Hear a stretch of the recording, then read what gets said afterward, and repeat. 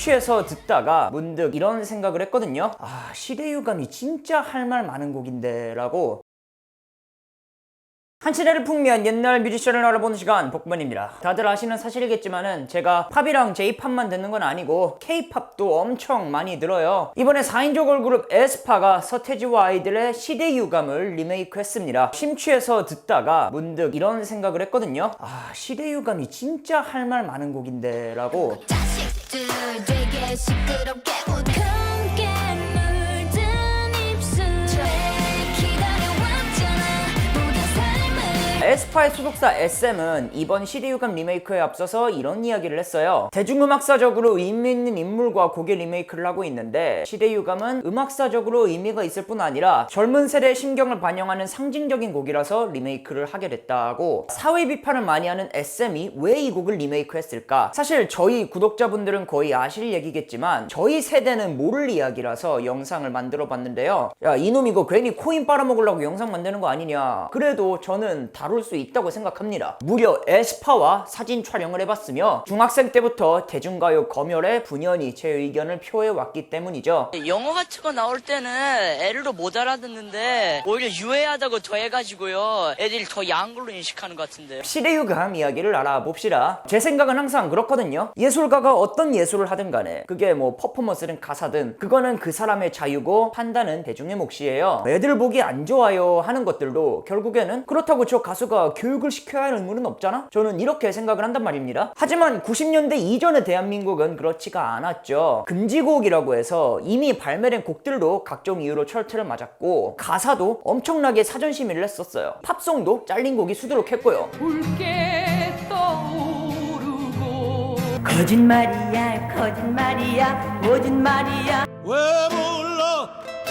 불러 아마 life is just 이거는 가수들에게는 너무나 불합리한 일이었잖아요. 이외에도 불합리한 일은 많았습니다. 예를 들어서 제가 신해철과 조용필 특집에서는 말씀을 드렸지만은 이 시기에 가수가 돈을 버는 방법은 TV 출연으로 인지도를 쌓은 뒤에 밤무대를 돌면서 돈을 버는 것. 제일 중요한 인세 등의 수입은 모두 음반사가 가져갔고요. 그러니까 사장님이랑 피디님은 가수 머리 꼭대기에 있어요. 나의 명주를 다른 사람들이 쥐고 있는 이 문화에 많은 가수들이 반항을 했고요. 또 살 길을 찾으려고 했습니다. 음악가의 품격을 지키기 위해서 밤무대를 거절하는 가수도 있었고요. 포크 가수 정태추는 아예 사전 검열을 거부하고 자신의 음반을 비합법적으로 발매, 그리고 정부에게 고소를 당하고 기자회견을 벌이면서 외로운 싸움을 했죠. 모두 행복하게 살고 있지 않나 신호등에 멈춰서는 시민들 웃어. 불합리와의 싸움은 점차 정점으로 치닫고 있었고요. 이외에도 새로운 걸 원하던 신세대와 기성세대의 간극, 1992년 2월에 뉴키즈 온 더 블록 내한 공연 압사 사고를 다룬 언론의 태도가 그거를 여실히 보여준 바 있었죠. 그리고 이 모든 갈등을 단 한 번에 폭발시킨 게 바로 서태지와 아이들의 등장이고 1992년 3월에 난 알아요로 데뷔하는데 이게 트렌드를 완전히 뒤바꿔요. 알 수 없는 마음의 마음 그리고 또 마음의 마음 너를 볼 때마다 내겐 가슴이 떨리는 그 느낌이 있어.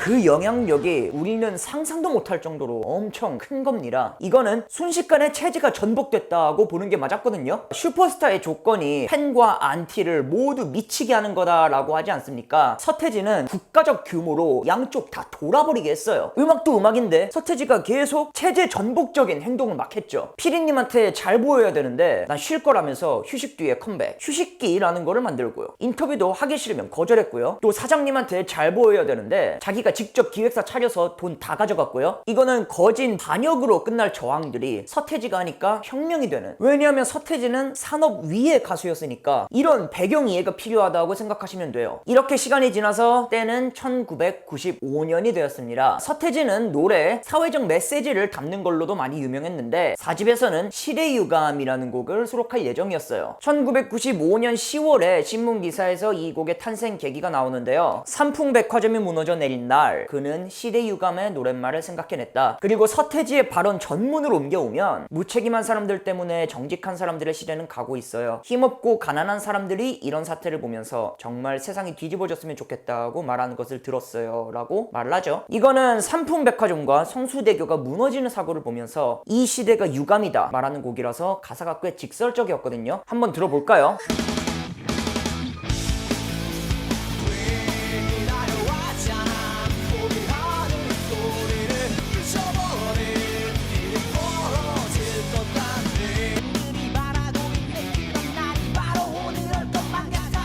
검열의 또 다른 문제점은 그 기준이 일관되지 못하고 제각각인 데 있습니다. 예를 들어서 서태지와 아이들 3집에 실린 교실 이데아라는 곡은요, 전국 900만의 아이들의 머릿속에 똑같은 것만 집어넣고 왜 바꾸지 않고 남이 바꾸기만 바랄까 이러는데 심의 통과가 됐어요. 하지만 시대유감의 가사는 공연윤리위원회에서 이거 안 돼, 가사 바꾸라고 4집이 발매되기 일주일 전인 1995년 9월 29일의 기사를 보시면은 공연윤리위원회, 즉 공윤이 시대유감의 새 구절에 문제를 삼았다고 나오거든요.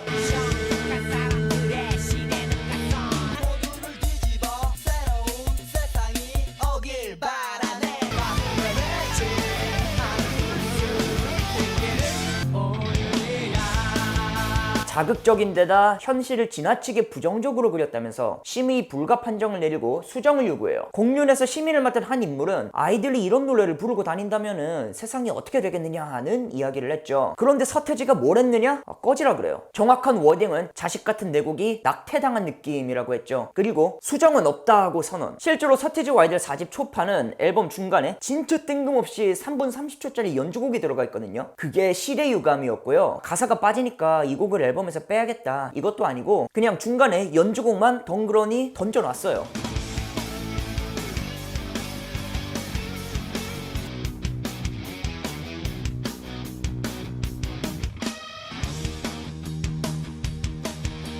공륜 측에서는 수정해오면 긍정적으로 검토할 생각이었는데 가사를 아예 삭제해버려서 어쩔 수가 없었다면서 당혹스럽다는 입장을 표명했죠. 이렇게 가사만 빼버린 경우가 사실 처음은 아니었습니다. 일례로 92년에 발매된 강산의 데뷔 앨범에도 돈이라는 곡이 황금 만능주의를 조장한다면서 가사를 자르고 연주곡만 실린 바 있었거든요. 하지만 서태지는 그 사이즈가 커도 너무 컸다. 시대유감이 발매를 앞두고 잘려나가는 그 과정을 전 국민이 지켜봤거든요. 발매 전부터 서태지와 공륜의 갈등이 뉴스를 타더니 시대유감이 무슨 내용의 노래인지 전국으로 쫙 퍼집니다. 그 노래만 못 듣지 사람들이 가사는 다 알았고요. 1995년 10월 21일에 경향신문은 아예 지면 하단에 시대유감의 가사를 통째로 실어놨어요. 엄청난 규모의 서태지 팬덤은 PC통신과 하이텔 등지에서 공륜 유감이라면서 공륜을 비난, 신문에서는 칼럼 등으로 공륜의 줏대없는 기준 그리고 시대착오적 행태를 비난했죠. 여기에는 가위질, 유감이라는 온순한 워딩부터 칼부림, 야만스러운 폭행이라는 과감한 워딩까지 있었는데요. 해당 이슈는 공중파 뉴스까지 타면서 전 국민에게 사전심의 제도의 병폐를 알렸습니다. 이게 공륜 입장에서 보면은 돌아버리는 거죠. 이 당시 서태지를 보는 기득권의 시각이 어떤 느낌이었냐 하면은 여태까지 개기는 친구들은 그냥 체급으로 찍어 누르면 됐는데 서태지는 그게 안 되거든요. 서태지는 이외에도 4집의 일부 수록곡들 가사를 심의랑 다르게 슬쩍 날치기를 해가지고 공륜한테 고발까지 당했습니다. 이런 대립 구도는 서태지와 공륜의 싸움이기도 했지만 넓게 보면은 시대유감의 가사처럼 새로운 세상이 오기를 바라는 자와 기존의 세상을 지키려는 자의 싸움이기도 했어요.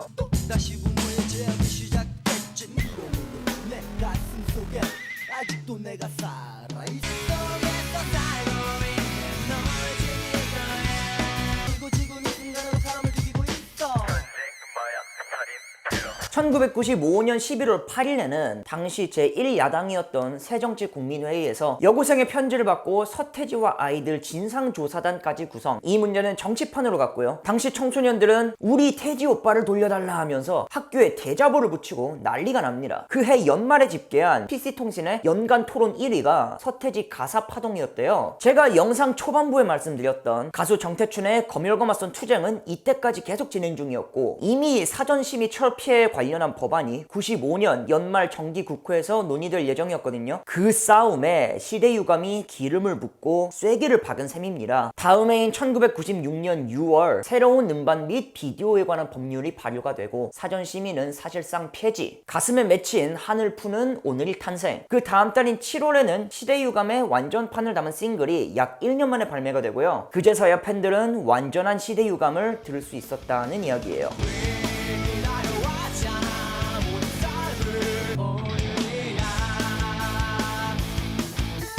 실질적으로 서태지가 피운 거는 가사를 누락시키고 수록곡 가사를 일부 바꾸는 등의 조그만 불씨였어요. 하지만 그 영향력은 거대해서 팬덤을 움직이게 하고 또 정치권이 움직이게 하고 그간 이어지는 싸움의 추를 완전히 돌려놓을 정도로 거대했죠. 시대 유감은 그 가사와 상황이 절묘하게 어우러져서 지금까지 한국 가요계의 새로운 오늘을 상징하는 곡으로 남아있고요. SM이 음악사적으로 의미가 있을 뿐 아니라 젊은 세대의 심경을 반영하는 상징적인 곡이라고 말한 이유가 있죠. 저는 그래서 에스파 커버 버전의 트랙 리스트를 보고 연주곡이 1번 트랙이었으면 완벽한 시대 유감이었을 것이라고 하기도 했어요. 당시 서태지가 어느 정도의 영향력이었는지, 왜 문화 대통령이라는 별명을 가졌는지 알 수 있는 일화이기도 합니다. 시대 유감의 뒷이야기와 사회적인 의미가 어떤 거였는지 담아서 영상을 만들어 보았어요. 소개 부탁하고 싶은 뮤지션 있으시면 언제든지 말씀해 주시고요. 좋아요와 구독 그리고 알림 설정은 정말 감사하게 받도록 하겠습니다. 슈퍼맨, 배트맨, 아이언맨, 앤 복맨. 렛츠고!